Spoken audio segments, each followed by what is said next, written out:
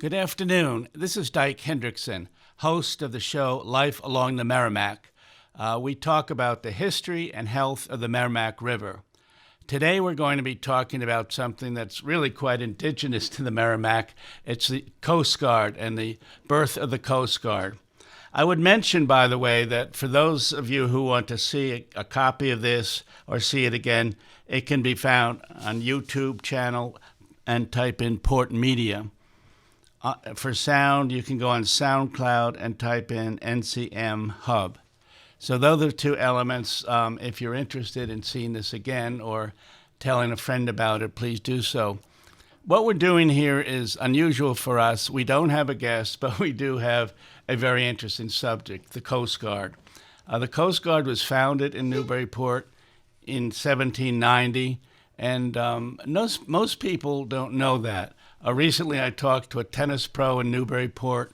I talked to an engineer in Raleigh, and they said, geez, I've always heard that's the case, but I never knew it to be true. So we have some slides today when we're going to talk about how the Coast Guard came about and some of the historical elements of the city. Right now, we're going to be looking at the ship that started it all. This is the Massachusetts. It was built in Newburyport, and a key reason why we are designated as the birthplace of the Coast Guard. In 1790 or so, Alexander Hamilton went to George Washington and said, our new country doesn't have any money. And Washington, who could be droll, said, well, what do you expect to do about it? And Hamilton said, we can build revenue cutters, small vessels that'll go out into the ports. We'll stop the smuggling, we'll make sure the ships are paying their due, and we'll bring some money into the treasury. And this is exactly what happened. The first ship was built in Newburyport, and that is this one, the Massachusetts, a schooner. It was 60 feet long, had a crew of 10, 4 enlisted, 4 officers, and 2 cabin boys. It had 6 guns, but usually did not have to fire them. But that got it started. There were 9 others in Philadelphia, New York, Annapolis, other communities along the coast. But Newburyport had the first one. Here is a picture of Alexander Hamilton, who we just discussed. He is the father of the Coast Guard. Also, many elements of the Coast Guard are named after him. There's a dorm in New London, Connecticut at the Coast Guard Academy named after Hamilton. There have been numerous ships, and so Alexander Hamilton was a major force in the Coast Guard in this country. This is a monument right here in Newburyport. It's a monument to the Massachusetts, the first cutter, the Revenue Service. This is not particularly noticeable, but it is found near the boardwalk between the Maritime Center and the boardwalk. So the next time you're in the park, you can look for it and find it. Newburyport has really improved in recent years, and I think this is an example of it. Here in the foreground is a memorial to fishermen who were lost at sea in the modern era. Now, hundreds were lost over the years. In fact, the number of orphans in Newburyport was remarkably high. But this is a case of, in the modern era, and about 9 or 10 have died since 2000, fishermen who didn't come back or drowned and were not ever to sail again. We are going through somewhat of a new era, an improved era of boating in this community. There are 1,500 boats registered each spring on the Merrimack River. This is the harbor master's shack, and well, they used to call it a shack. It was rebuilt in recent years, and it was really quite handsome and effective. But there are 1,500 vessels that are registered each year, 500 more across the river in Salisbury and Amesbury, and many more put in at Cashman Park. So this used to be 2 centuries ago a great boating and boat building area, and now it's come back and entertains many vessels again. One of the things that the Coast Guard does, as you know, is save people. And I'm going to be talking about one of the rescues that I covered and is in my new book, which is called New England Coast Guard Stories, Remarkable Mariners. This is a photo taken from an aviation vessel, and clearly this ship is under duress. This is the Bounty. It was a tall ship that actually was built in 1960 for the moving picture Mutiny on the Bounty with Marlon Brando, for those who go back. And it was that summer, which was the summer of 2012, it was refitted in Booth Bay Harbor, Maine. It came south on the way to Florida. It stopped in Newburyport. It stopped in Gloucester. Many people in this area remember it. But it got out to sea, was caught in a hurricane, superstorm, Sandy, and many errors were made. But this is a photo of what it looked like. It was 90 miles off the coast of North Carolina. The captain was very slow to sound the alarm. In fact, it was the first mate who actually called the Coast Guard. But this is an example of what a vessel looks when it's very much under duress. This was the captain, Robert Walbridge. He was a native of Montpelier, Vermont, had been the captain of this vessel for about 18 years. And hurricane hearings after this, held by the Coast Guard, concluded that he ignored the hurricane warnings. He had plenty of technology, even though it's an older vessel, of course. He had all the new technology. He did not heed them, and the vessel got into big trouble. And here is another picture of the Captain Walbridge. This is a photo with her, a woman named Claudine Christian. She was a long-time descendant of Fletcher Christian, who had been on the original Bounty in the movie and play and book, Mutiny on the Bounty. She was 42. She was from Southern California. And she wasn't a professional mariner, but she was, quote, taking a break in life. She thought she'd do something adventurous.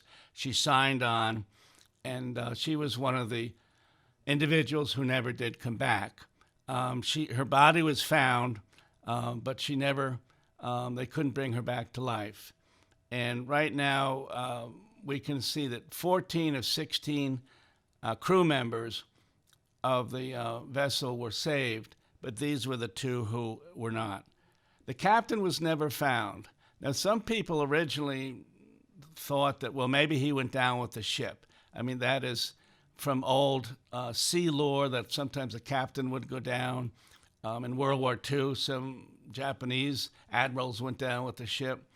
But during the hearings, some friends talked and said, you know, he didn't go down. He had a wife, he had children at home, he had a lot to live for. They felt he probably stayed on that vessel a little too long, perhaps trying to see that everybody else had gotten out, but his body was never found. Now, when I was doing my book, which is going to be coming out this summer, called New England Coast Guard Stories, it's always helpful to have good sources. This was one of my good sources. She was a co-pilot on the team that went out looking for the Bounty. And she was 26 at the time. She was a lieutenant. And I said, gee, what was the first thing that happened when you got the call at 5 in the morning? And she said, well, all of us went online immediately because we didn't know what the Bounty looked like. In fact, we didn't think any vessel could be out at sea at this time. So first they had to determine what it looked like, what they should be looking for, and then they went out on their choppers. Now, it should be pointed out that the night before, a fixed-wing aircraft had seen the Bounty. They had gotten its course and its position, so they were able to send that information back to the chopper pilots. The plane couldn't land, of course, but they did get the information back. So at dawn, a team went out to save the 16 people on the Bounty. This is an example of the harrowing elements involved in a rescue. Here, this is actually from this rescue. A rescuer is lowered into the Atlantic. The rescuer would go down. He'd detach himself. And one of the fortunate elements was that most of the crews were in 2 lifeboats, and the lifeboats had covers over them, so they weren't taking in a great deal of water. So this swimmer would swim over to one of the lifeboats and stick his head in, and I understand he had a sense of humor, if you could have one, while 14 people's lives are at stake. He put his head in to the first lifeboat and said to the scared people, "I understand some of you want to ride back to the ship or back to shore so we can rescue more of you." And so, of course, everyone is freezing. They're very, very scared. I guess they may have chuckled a little on the way back. But he did start picking up these people, and over a period of time, 14 were saved. This is an example on what it looks like from a distance. This is actually not part of the rescue.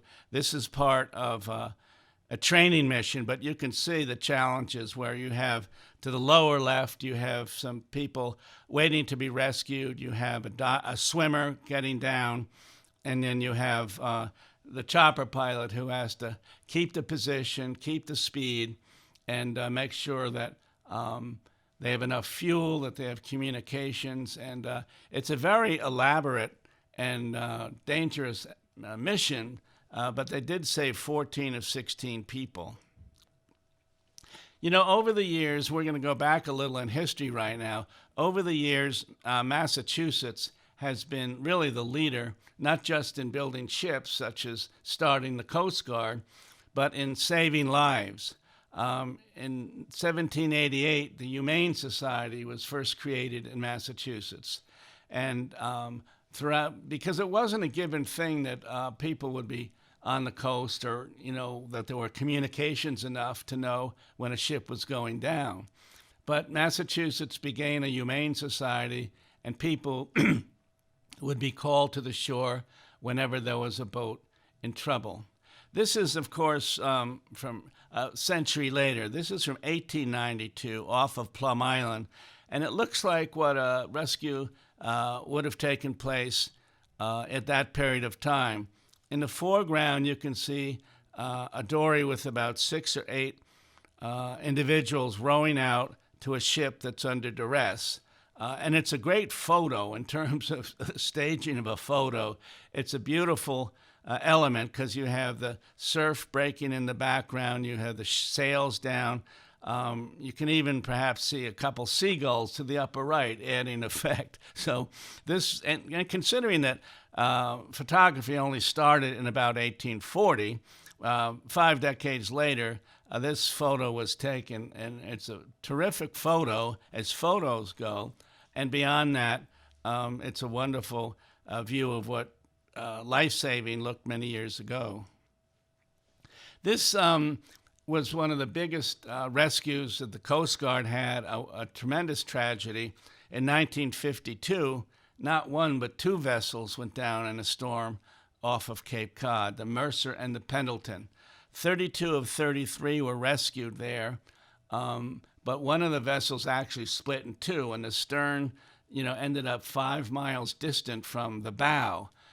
So as in terms of logistics, in terms of a difficult situation, but rescuing 32 of 33 survivors was a high moment for the Coast Guard. And that was later made into a movie called The Finest Hours. That came out several years ago. You may have seen that.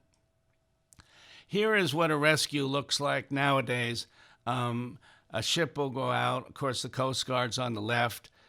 Perhaps a vessel ran out of gas or lost its rudder.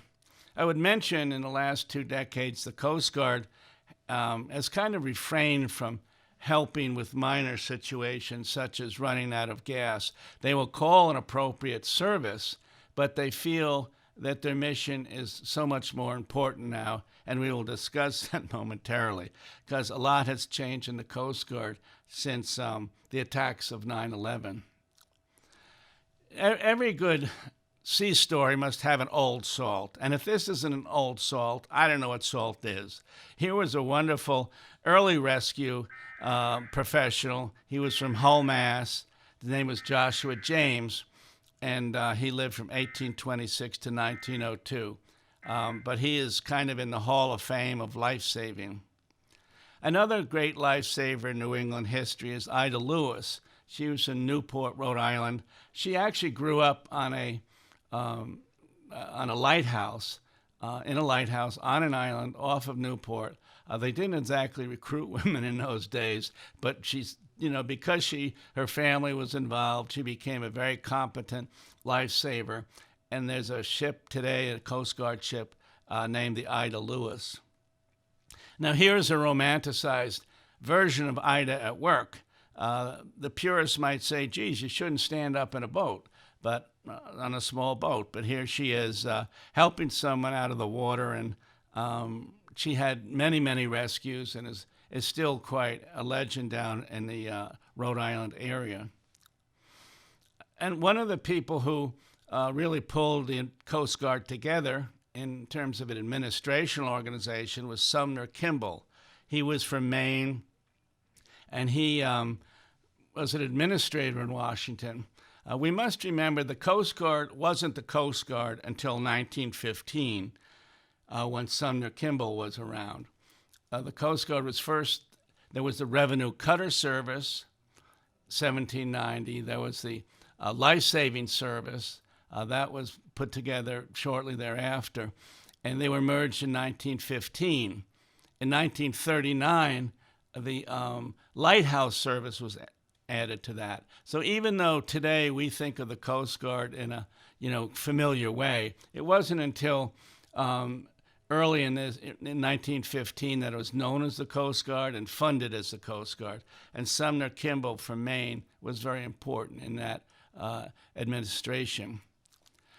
My new book, which is called New England Coast Guard Stories, has many photos in it, and this is one of my favorites. Women were not permitted in the services until, say, World War I. There was a need, and here are the Baker twins. They're 18-year-old young women in Washington, D.C., and they were among the first to be joined in the Coast Guard, and many more came after her. Going chronologically, that was, say, 1914 to 1918 was World War I. Going into the 20s, the Coast Guard had one of its greatest challenges countering the rum runners, people who, smuggle whiskey in. And New England, with all its harbors and its informal places to bring a boat, was a tremendous hotspot for smuggling rum and for smuggling spirits. This was an apprehension in Boston about 1930. Prohibition, of course, was from 1920 to 1933, and hundreds of boats were stopped in New England. In fact, we had one of the worst tragedies in New England right off of Plum Island. In 1929, there was a rum runner out there. So a ship came up from Gloucester, one went down from Newburyport. They saw this vessel. They told them to stop and, give up. They didn't. The fog came in, shots were fired, and a Coast Guard enlisted man was actually killed by friendly fire. That was, a great tragedy. And in an organization like the Coast Guard, there were many hearings. But that's an example of how dangerous working the Prohibition life could be. Here's another photo that shows women. They were quick to join in World War II. They were called SPARS, and that stands for Semper Paratus, always ready, which is the motto of the Coast Guard. 12,000 women joined the Coast Guard between 1941 and 1946. That's remarkable, showing great patriotism, but also great administrational ability to bring in 12,000 new recruits, train them, outfit them, assign them. In 1947, most were dismissed, which is a lot of women were very disappointed with that, but they certainly did a great deal in World War II. This is a wonderful photo which does link to World War II. This, of course, is the Eagle. It is currently on the seas. It is kept in New London, Connecticut. It was built by the Germans in the 30s and taken by the Americans as a war prize in 1945.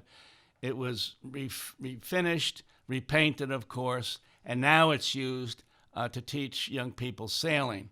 And the Coast Guard, curiously, is teaching navigation by the stars once again.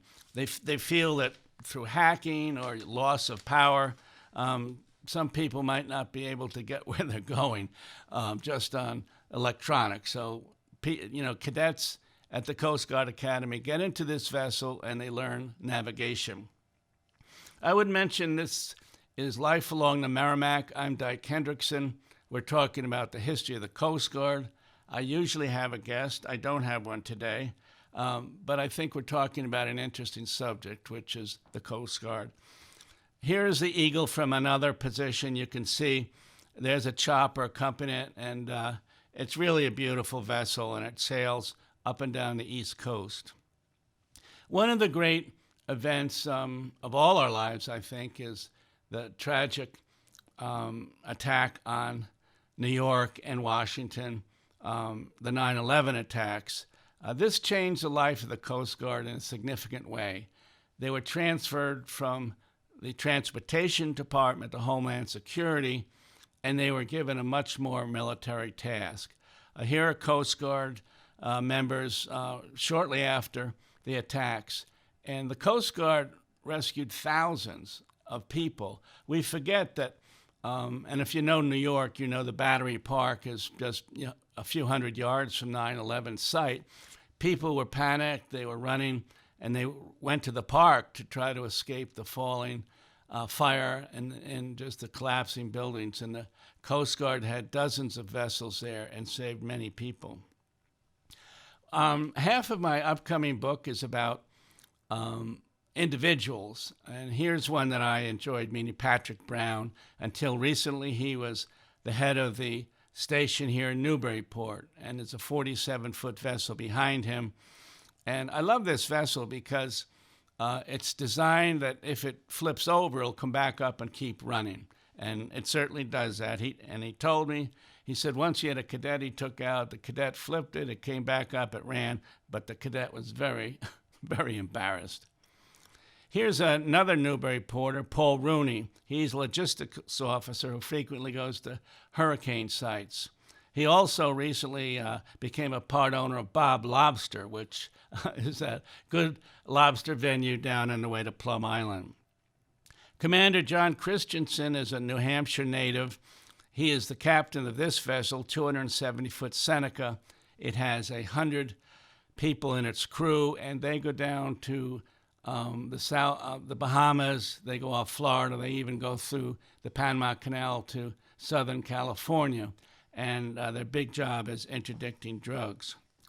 Megan Cahoon is a woman I interviewed up in Rockland, Maine. At the time, she was the only woman of a complement of 33.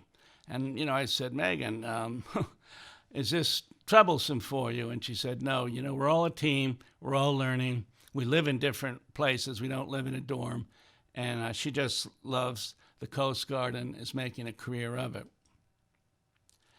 Vessels in Rockland, I sometimes forget one of the big jobs here in New England is vessels operating as icebreakers. They go in the Kennebec River, they come down to the Piscataqua River on occasion, and they're very helpful in keeping the rivers clear so ships with heating oil can get upriver. And we've talked, this is a wonderful joint exercise taking place off of Rockland, Maine. I did travel from northern Maine, about Rockland, to southern New Hampshire, about New Haven. So these are some of the photos that I really liked and as I put the book together. Lieutenant Commander Karen Kukowicz was very helpful. She got an interview for me with the Admiral. Now, when I interviewed the Admiral of the 1st District, which is New England, New York, and New Jersey, he had 11,000 people under his command. And giving an hour to a person writing a book was, I just felt, a generous thing to do. But she was very helpful. Commander Valerie Boyd was in New Haven when I interviewed her. She had been at Katrina, Hurricane Katrina, in 2005 in New Orleans, and she did a great job as liaison between the Coast Guard, the state police, the FBI, the feds, FEMA. So I said, geez, you've had a great career in 20 years. anything that, you've done that you haven't mentioned? And she said, well, while I was doing all this in the Coast Guard, I had 3 children. They're little girls, and they're all doing very well. I'm picking them up at 4:30 today. So I thought if you can do all that and have 3 wonderful kids, that's great. Rear Admiral Stevens Poulin, I just mentioned, he's on the right. This was a change of ceremony event in Boston a year and a half ago, and he was promoted to take control of the Miami division. But he was a great guy, and one of his final he thanked everybody. He's a very gracious man. He ended up thanking his driver of his automobile, and so people are like looking around, why is he thanking his driver? And at that point he said, well, I was chosen to throw out the first ball at Fenway Park one spring. I hadn't thrown a ball in 20 years. So I asked my driver if he'd help me get my throw back. And so every time they drove to Portland or to New Haven, they'd stop at a field, they'd throw a ball, and he added with a smile that, when I got to Fenway, I threw the ball, it reached the catcher, and for that reason, I'm going to thank my driver for getting me back in shape.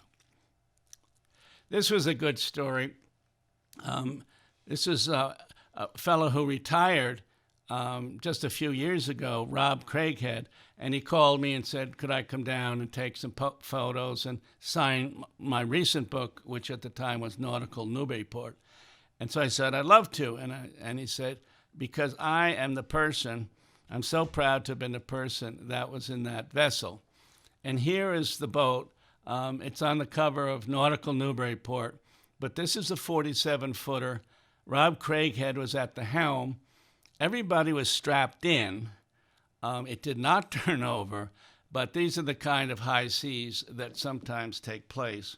And so he was very pleased that he was able to retire at the Custom House Maritime Museum, and that went well. This is Dyke Hendrickson. I'm the host of New England Life Along the Merrimack, and I'm also the outreach historian for the Maritime Museum, so that meant quite a bit to me. We're coming to an end of our time. Usually I have a guest. We don't have one today, but I was very happy to be able to talk about the Coast Guard, its birth here in Newburyport, and we'll be talking more in coming weeks with different guests. Here is another modern vessel. It's based in Boston, 270 feet, and it also interdicts drugs. And I did a Facebook post about this a little while ago. I have very few followers on Facebook, I must tell you. But it was shared by 400 people, and it had 900 likes, just because. And all the comments were, gee, it's great that vessels like this are out here to protect us. They're keeping our waters safe. So my point here is so many people appreciate the Coast Guard. I learned about that when so many people responded to that mission I had, and so I know that there's a lot of people in support. This is the Coast Guard Academy in New London, Connecticut, and at the top of it you can actually see the vessel we just looked at, the Eagle. It's kept there, and they go sailing and learn their skills out there. They started accepting women in 1976. There were just a handful that passed. Now, I understand 40% of the freshman class this year was women. There are 42,000 people in the Coast Guard. 6,000 are women, but as I say, about 40% of the new class at the Academy are women. So we're going to end right now. Thank you very much for listening. If you're watching, thank you for watching. This is our final shot, has the U.S. Coast Guard station here in our own town of Newburyport. I would mention that you can see this program again on the YouTube channel if you tap in Port Media. And if you listen to it, it can be found on SoundCloud under the heading of NCM Hub. So this is Dyke Hendrickson. I usually have a guest. I didn't have one today, but our guest was the history of the Coast Guard today. We talked about how it began in Newburyport and how it's going strong right now. So I'm going to sign off now. We'll be back next week with a guest and talk more about life along the Merrimack, where we talk about the history and the health of the Merrimack River. Thank you very much.